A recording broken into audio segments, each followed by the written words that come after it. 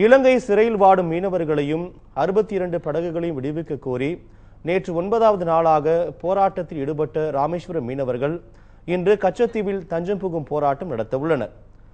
தமிழக மீனவர்களை இலங்கை கடற்படை தாக்கி சிறைபிடித்து செல்வதும் படகுகளை பறிப்பதும் தொடர்கதையாக அரங்கேறி வருகிறது. இந்நிலையில் மத்திய மாநில அரசுகள் நடவடிக்கையால் பெரும்பாலான மீனவர்கள் இலங்கையில் இருந்து விடுவிக்கப்பட்டுள்ள நிலையில் தற்போது 94 மீனவர்கள் சிறையில் அடைக்கப்பட்டுள்ளனர். மேலும் 62 படகுகளும் இலங்கை வசம் உள்ளது. இந்நிலையில் மீனவர்கள் மற்றும் படகுகளை விடுவிக்க கோரி கடந்த 24ஆம் தேதி முதல் காலவரையற்ற வேலை நிறுத்தத்தில் ஈடுபட்ட ராமேஸ்வரம் மீனவர்களின் போராட்டம் நேற்று 9வது நாளாக தொடர்ந்தது. அதன் தொடர்ச்சியாக இன்று படகுகளில் வெள்ளை கொடிகளை கட்டி குடும்பத்துடன் கச்சத்தீவில் தஞ்சம் புகும் போராட்டத்தில் மீனவர்கள் ஈடுபட உள்ளனர். மீனவர்களின் போராட்டத்தை தடுக்க போலீசார் முன்னெச்சரிக்கை நடவடிக்கைகளை மேற்கொண்டு வருகின்றனர். ராமேஸ்வரம் கடலோர பகுதிகளில் பலத்த போலீஸ் பாதுகாப்பும் போடப்பட்டுள்ள நிலையில் இந்திய கடல் எல்லையிலும் இலங்கை கடற்படையினர் உஷார் நிலையில் உள்ளனர்.